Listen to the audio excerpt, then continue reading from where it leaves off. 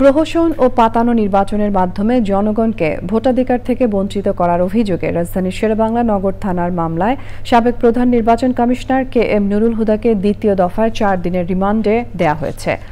ঢাকার chief metropolitan magistrate আদালতের বিচারক আওলাদ হোসাইন মোহাম্মদ জুনায়েদ শুক্রবার এই আদেশ দেন। শহীদুল্লাহ রাজুর রিপোর্ট। প্রথম দফায় 4 দিনের রিমান্ড শেষে শুক্রবার বেলা 2:30টার দিকে কড়া পুলিশি পাহারায় আদালতে নেওয়া হয় সাবেক প্রধান নির্বাচন কমিশনার KM নুরুল হুদাকে। রাষ্ট্রদ্রোহ ও প্রহসনের নির্বাচনের অভিযোগের মামলায় পুনরায় 10 দিনের রিমান্ড চেয়ে আবেদন করে পুলিশ। আদালতকে রাষ্ট্রপক্ষের আইনজীবী জানান, সাবেক সিইসি নুরুল হুদা 2018 সালে অন্যায়ভাবে প্রভাব খাটিয়ে নির্বাচন পরিচালনা করে সরকারি অর্থ আত্মসাৎ করেছেন। মামলার অধিকতর তদন্তের স্বার্থে নুরুল হুদার আবারও রিমান্ড প্রার্থনা করে রাষ্ট্রপক্ষ।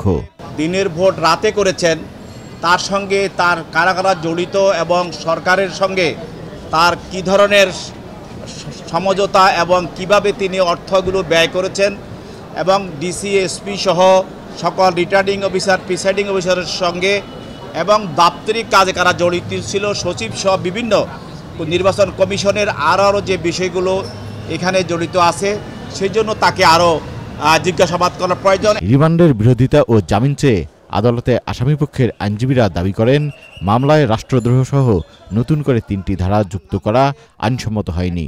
যে ধারাগুলো দিয়ে প্রথমে মামলা শুরু হয়েছিল সকল ধারাগুলো কিন্তু জামিনযোগ্য ধারা ছিল। মামলার তদন্তকারী কর্মকর্তা উনি আবার নতুন করে একটা ধারা সংযোজনের আবেদন দিলেন, কারণ ওই ধারাতে তো ওনাকে আটকায় রাখার আইনগত কোনো সুযোগ ছিল না বা এখনো নাই আমরা মনে করছি। গত 22শে জুন রাজধানীর উত্তরা থেকে তাকে গ্রেপ্তার করা হয়। পরের দিন 23শে জুন নুরুল হুদাকে আদালতে হাজির করে পুলিশ।